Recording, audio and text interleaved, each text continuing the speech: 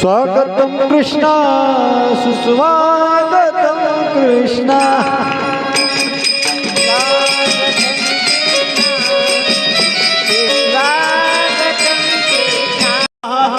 तळात टेकीत हो डाव्या गुडघ्याने रांगत डाव्या गुडघ्याने रांगत डाव्या गुडघ्याने रांगत तळवे तळहात टेकीत तळवे तळहात टेकीत डाव्या गुडघ्याने रांगत डाव्या गुडघ्याने रांगत डाव्या गुडघ्याने रांगत रंग निरंगनाथ तुम्या देखिला सये रंगनाथ तो मैं देखिला साजनी रंग निरंगनाथ तुम्या देखिला सये रंगनाथ तो मैं देखिला साजनी तळवे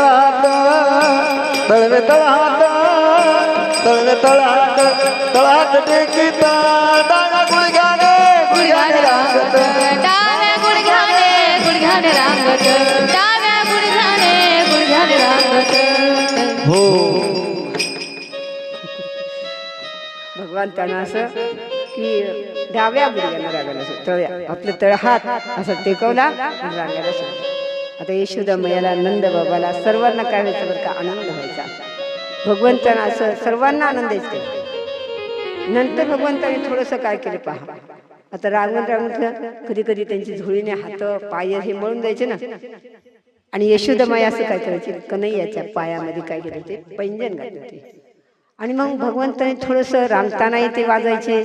थोडंसं उभा टाकल्यानंतर ज्यावेळेस भगवंत चालायला सुरुवात करायची भगवंताचे छोटे छोटे पावलं आणि ज्यावेळेस ते हळूहळू उचलायला सुरुवात करायचे आणि त्यावेळेस असा आवाज यायचा त्याच्यातून पहा छुम छन न न न न न छन न न न न न झनक झनक झनन छुम छन न न न न न झन न न न न न झनक झनक झनन कृष्णाच्या बाळाच्या पायी वाजती पैंजण कृष्णाच्या बाळाच्या पायी वाजती पैंजण झोम छाना झोम छाना झोम झनक झनक झनना झोम छाना झोम छाना झोम झनक झनक झनना कृष्णाच्या बाळाच्या पायी वाजती पैंजण कृष्णाच्या बाळाच्या पायी वाजती पैंजण बाळाच्या कमळाला शोध पिवळा पितांबर बाळाचे रूप ते अति सुंदर मनोहर झुम झन झनक झनक झनन कृष्णाच्या बाळाच्या पायी वाजती पैंजण कृष्णाच्या बाळाच्या पायी वाजती पैंजण असा तो सुंदर आवाज ज्यावेळेस ऐकायचा ना ते सर्वांना काय व्हायचा आनंद सगळ्यांना आनंद. कारण भगवंताचा ही अशी पवित्र आणि गोड लीला आहे की सर्वांना तो आनंद वाटायचा. त्या आनंदामध्ये ते डुबून जायचे. काही वेळेस असं पाहायचं कारण कन्हैया छोटे छोटे होते ना आता चालायला सुरुवात केली आता थोडं घरामध्ये बसायचे मग बाहेर जायचे. बाहेर यायचे तर काय करायचे कधी कधी कारण पहिले काय असायचे परसदार असायचे परत विहिरी असायची म्हणजे त्याला आड म्हणत होते. कन्हैया छोटे छोटे आता पावलाने जायचे त्या आडावर जायचे. आडावर गेले की त्याने वाकून बघायचं त्याच्या पाण्यात. यशोदा मायाचं लक्ष द्यायचं पटकन कन्हैयाला तिनं काय करायचं पकडायचं कारण कन्हैयाला त्याच्यामध्ये काय दिसायचं प्रतिबिंब दिसायचं पाहायचं कन्हैया त्याच्याकडं आणि इकडं कधी कधी असं करायचे की गाईच्या उड्यामध्ये जायचे आणि जे वासराची शेपटी त्याने काय करायची पकडायची. आता शेपटी पकडल्या वासर काय गपची बसतील का ती उड्या मारणार ना मग हे त्याच्या वासावर हे फिर फिर पळायला लागायचे दोघे. यशोदा मैयाला आपले काम गोपींना सुद्धा आपले काम बाजूला टाकायचे आणि त्या जायचे पाहायच्या.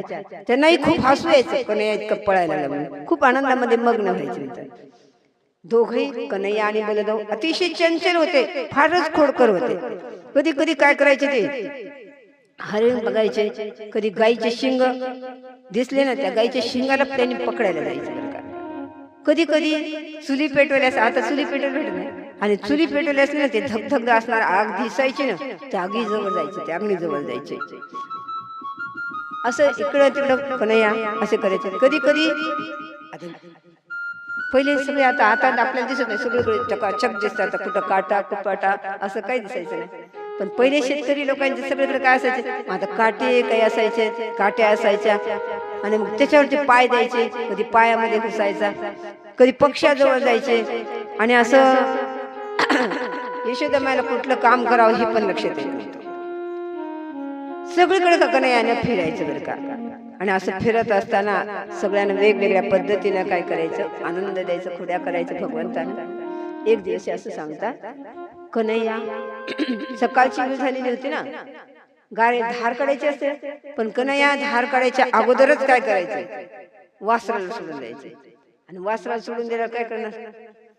आणि ज्यावेळेस सकाळच्या वेळेस पहाटे काय व्हायचं गवळणी लवकर उठायचे पण कन्हैया त्याच्या आधी आणि ज्यावेळेस त्या धार काढण्यासाठी यायचं कन्हैया तिथं बाजूलाच उभा टाकायचा कन्हैयाचं ते अत्यंत सौंदर्य माधुर्य पाहिल्यानंतर कन्हैयाकडे पाहायला बसायचे बघा त्यांना लक्षातच यायचं नाही धार काढायला जेव्हा त्या जायच्या ना आता गाईच्या धाराखाली म्हणजे कासाखाली बसायच्या त्या कुणाखाली बसायच्या बैलाच्या गाय कब छेड़ा भैंस को छोड़ा बैल का दूध निकाले रही गाय का बछड़ा मैं सबको छोड़ा बैल का दूध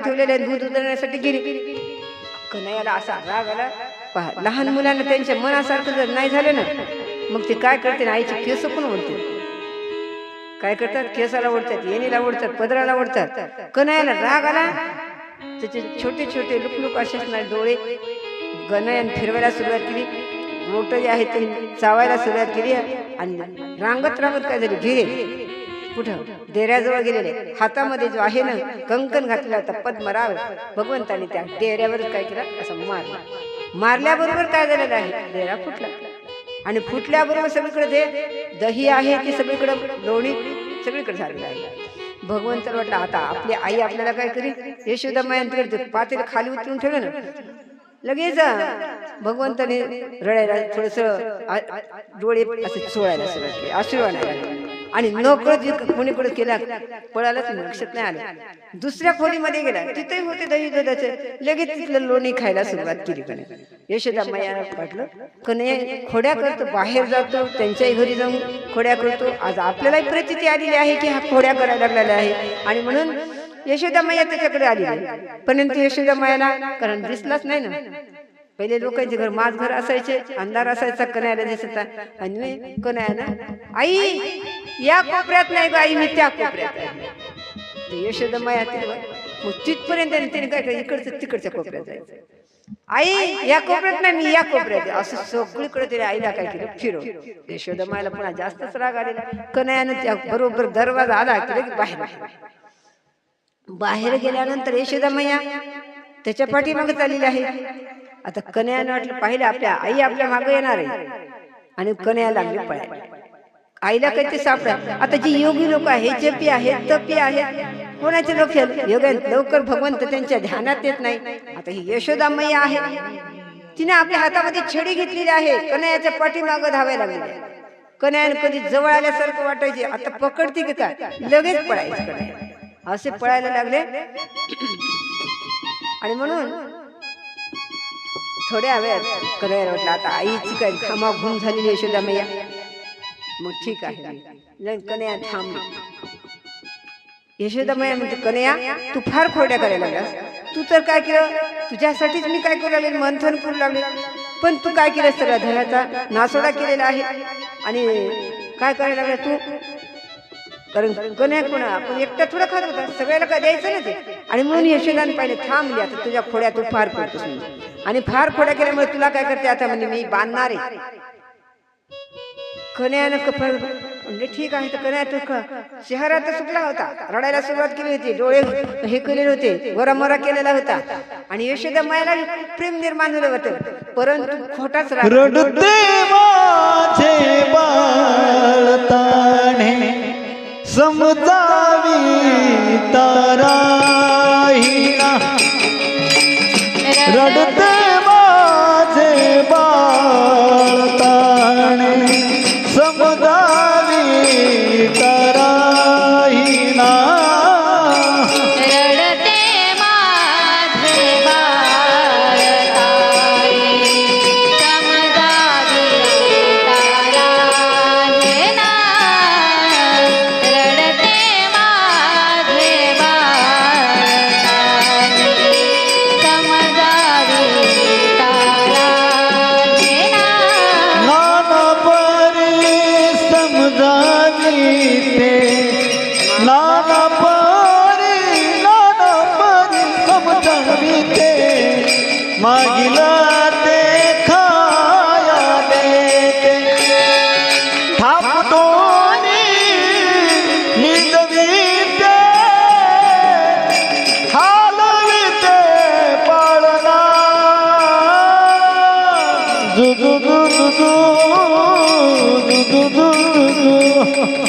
रडते माझे बाळ तारे समजावी तारा हिना. रडते माझे बाळ तारे समजावी तारा हिना.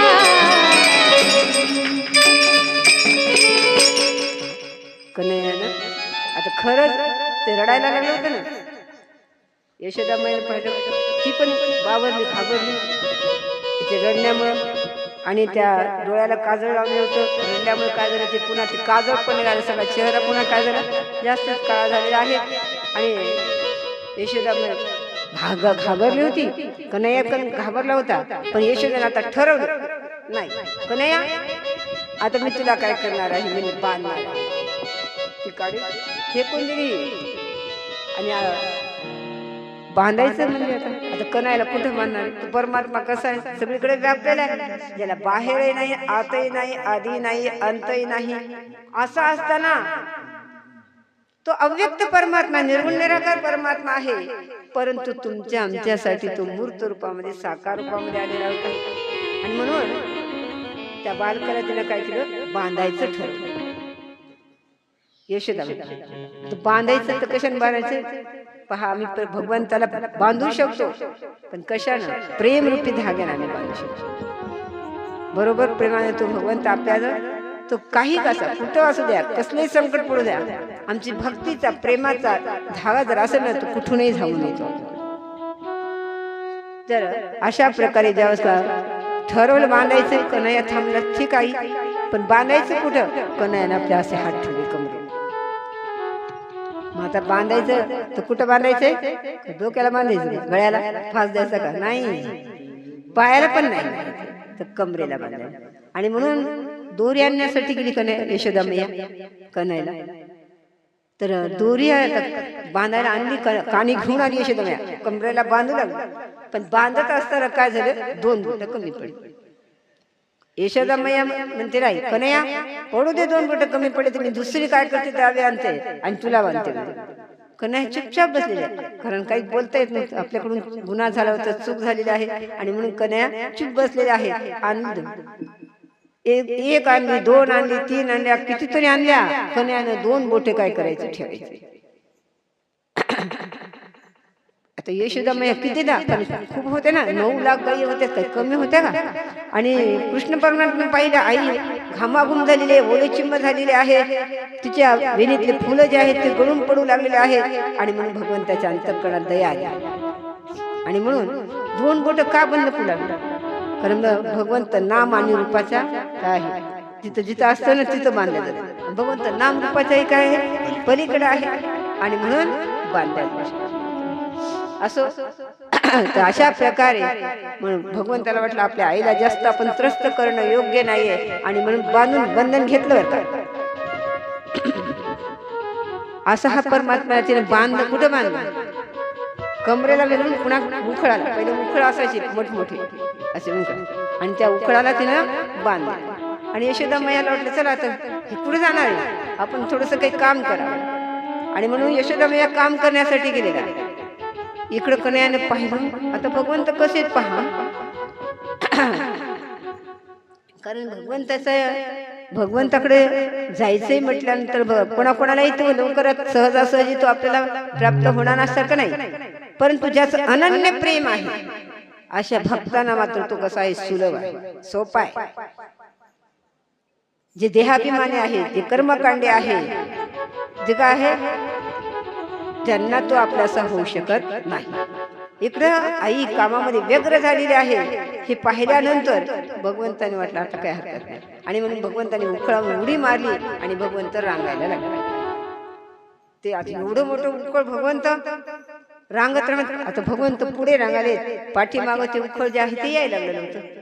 आणि असं रांगत रांगत रांगत कुठे गेलेले आहेत, कारण त्यांच्या अंगणामध्ये 2 वृक्ष होते अशी 2 बाजूला, आणि मधामध्ये थोडी फट होती. आणि भगवंत त्या, कारण भगवंत कुठेही काय करतात, कुणाचा उद्धार केव्हा करतील, कसा करतील, काही सांगता येत नाही. आणि त्या दोन्ही झाडाच्या सांदीमधून भगवंत निघाले. आता भगवंत निघाले, पण एवढं मोठं ते मुसळ कसं निघाले, उखळ. आणि म्हणून भगवंत निघालेले आहे, पाहतात तर ते काही निघत नाही. भगवंत वरी पाहतात, आणि असा हिसका मारलेला आहे. हिसका मारल्यामुळे दोन्ही झाडं जे आहेत ते काय झाले, कोलमडले, पडले खाली. खूप मोठा आवाज झालेला आहे, आणि त्यातून म्हणतात कोण, हे 2 वृक्ष म्हणजे कोण आहे, नल कुबेर. कारण कुबेराचे हे 2 मुलं होते, मणिग्रीव आणि नल. हे दोन्हीच्या दोन्ही दिव्य असं त्यांचं रूप प्रगट झालेले, चतुर्भुज रूप. त्यांना भगवंत शंखचक्र हातामध्ये गदा पद्म ते पाहिलं. आणि इकडं यशोदा मैयाला लक्षात आलं, एवढा आवाज कसा झालाय, आणि मी कन्हैयाला बांधलेला आहे. आणि म्हणून यशोदा मैया धावत आहे, धावत आली, पाहते तर कन्हैया 2 झाडाच्या मध्ये आहे, हसायला लागलेले आहे. यशोदा खाकू तितक्या म्हणजे नंद बाबाला लक्षात आलं, आणि म्हणून नंद बाबा पण आले. नंद बाबाने पाहिलं की दोन्ही झाडाच्या मध्ये कन्हैया आहे.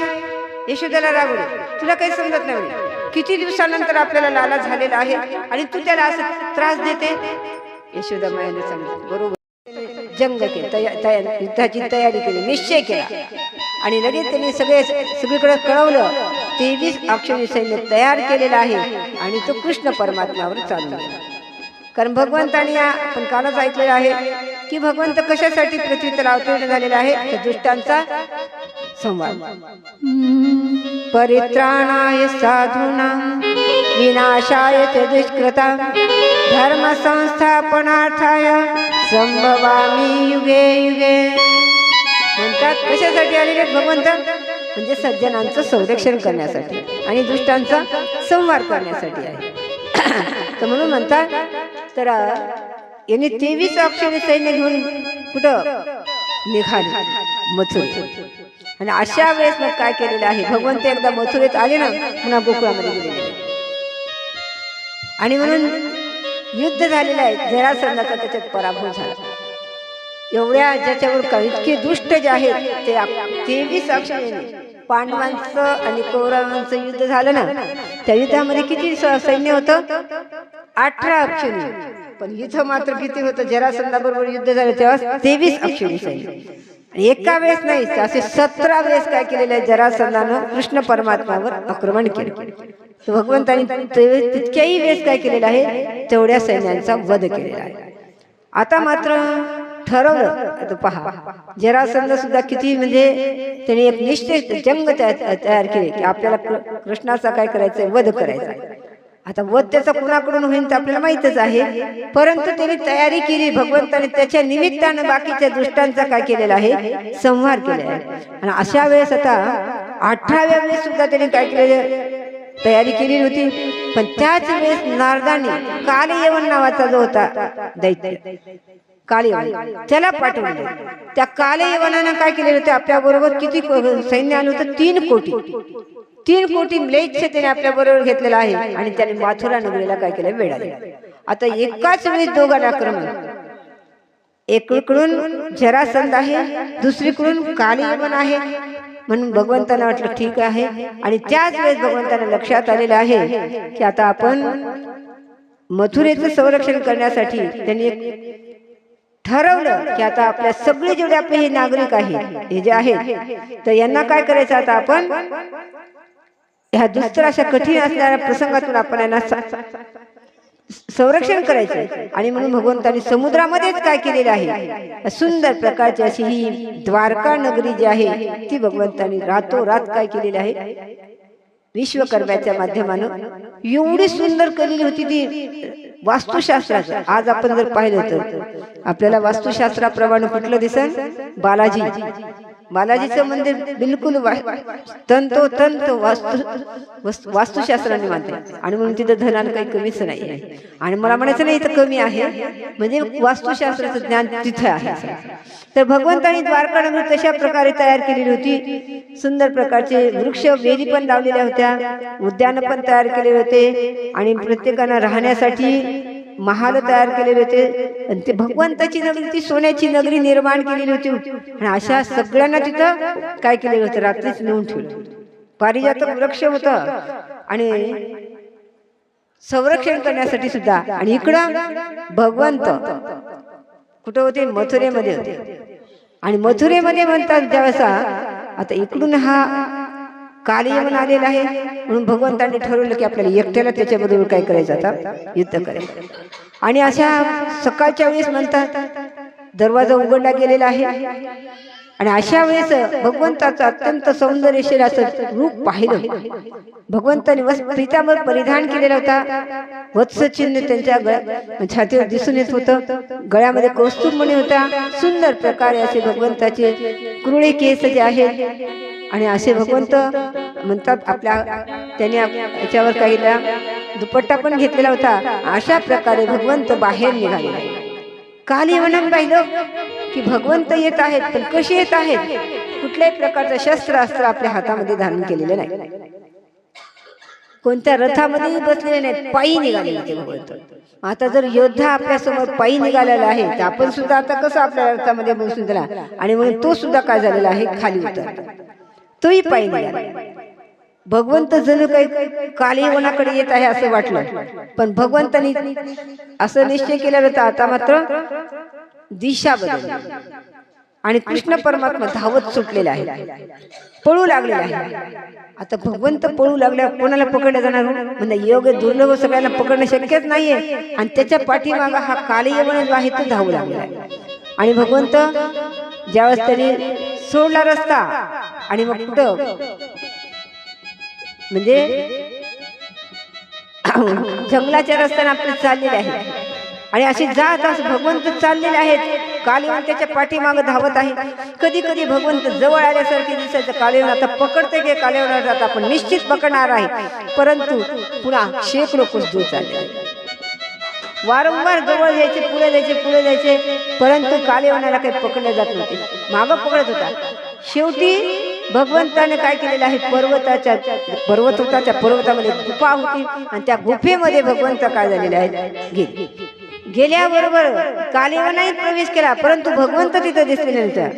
तर तिचा काय झालेला आहे, मुचकुंद राजा जो आहे तो झोपलेला होता. आणि भगवंताने आपला भरजरी शेला त्यांच्या अंगावर टाकला. त्याला वाटलं भगवंत, आणि म्हणून झोपेचं सोंग करतो म्हणून त्यांनी लात मारली. लात मारल्याबरोबर काय झालं, मुचकुंद उठून बसलेला आहे. त्यांच्या डोळ्यातून अग्नीच्या ज्वाला बाहेर पडलेला आहे. कालिवन भस्म झाले. गोपाल कृष्ण भगवान की जय, वृंदावन विहारी लाल की जय. आता इकडं महत्वाचा प्रसंग आपल्याला सांगायचा आहे. शुकदेवी सांगतात राजा परीक्षिते,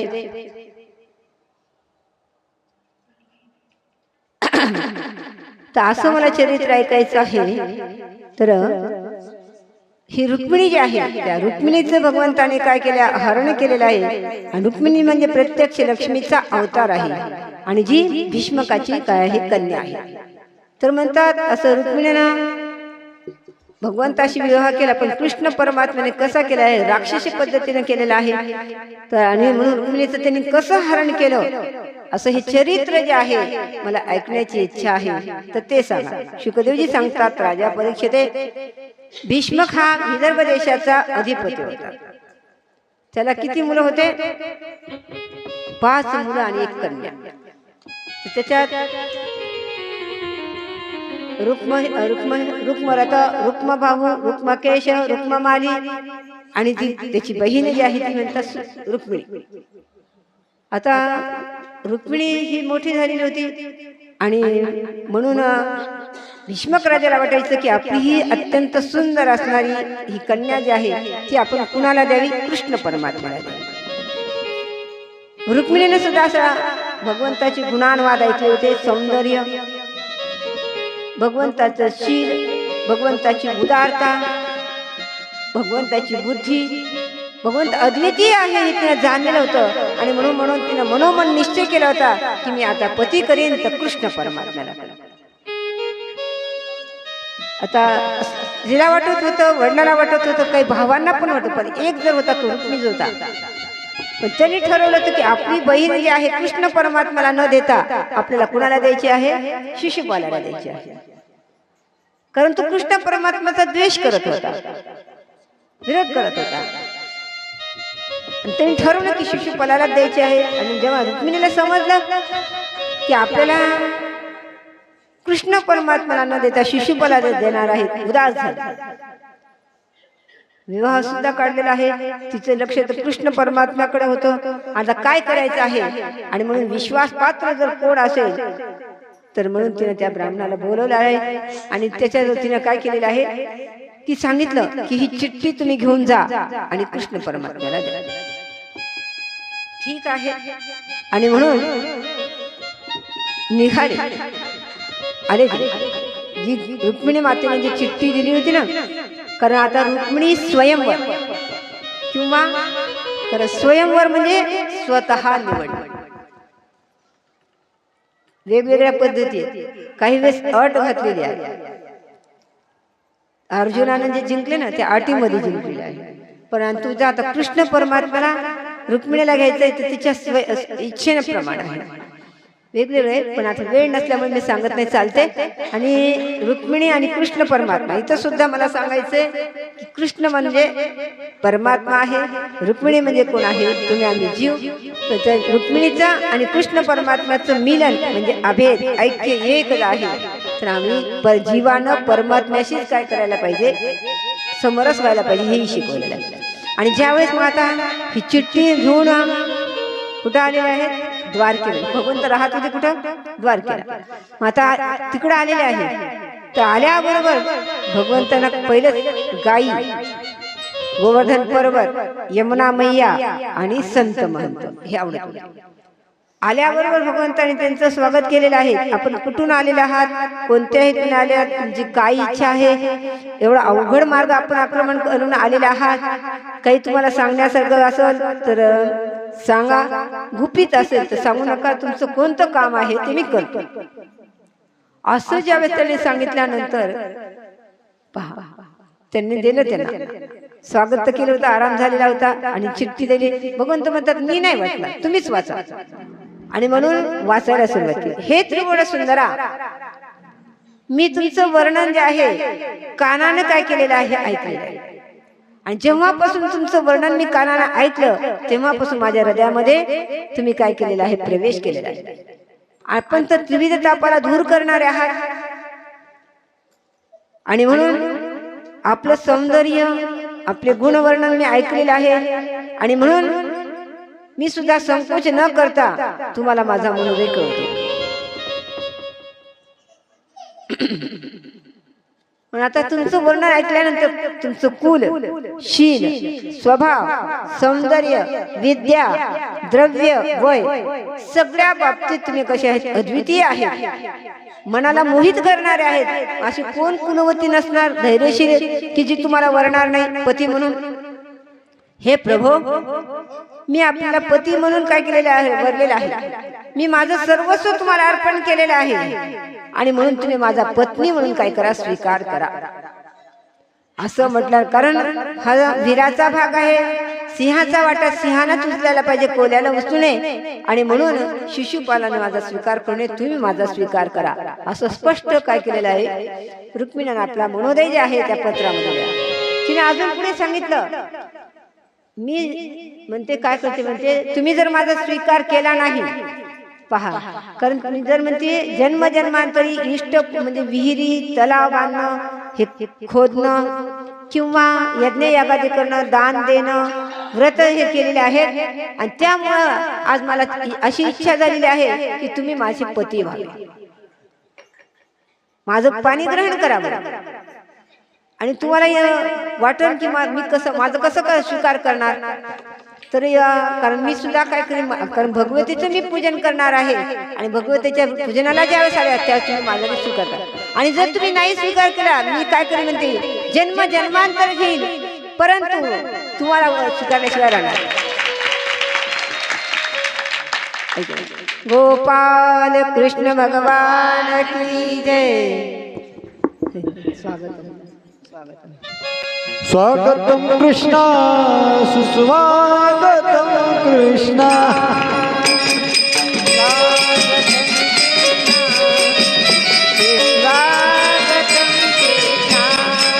हो आओ मेरी सखिया मुझे जा दो, मुझे श्याम प्यारे की दुल्हन बना दो, मुझे श्याम राधे की दुल्हन बना दो, राधे की दुल्हन बना दो. मुझे अपनी दुल्हनिया बना ले, मुझे अपनी दुल्हनिया बना ले, श्याम तेरी दीवानी हुई मैं, मुझे अपनी दुल्हनिया बना ले.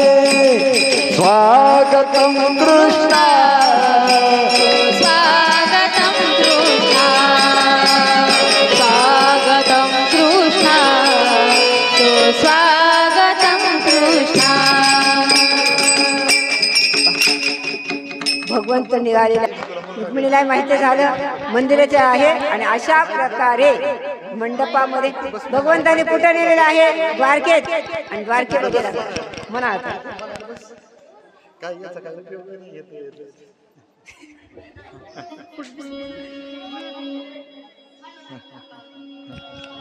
आता काय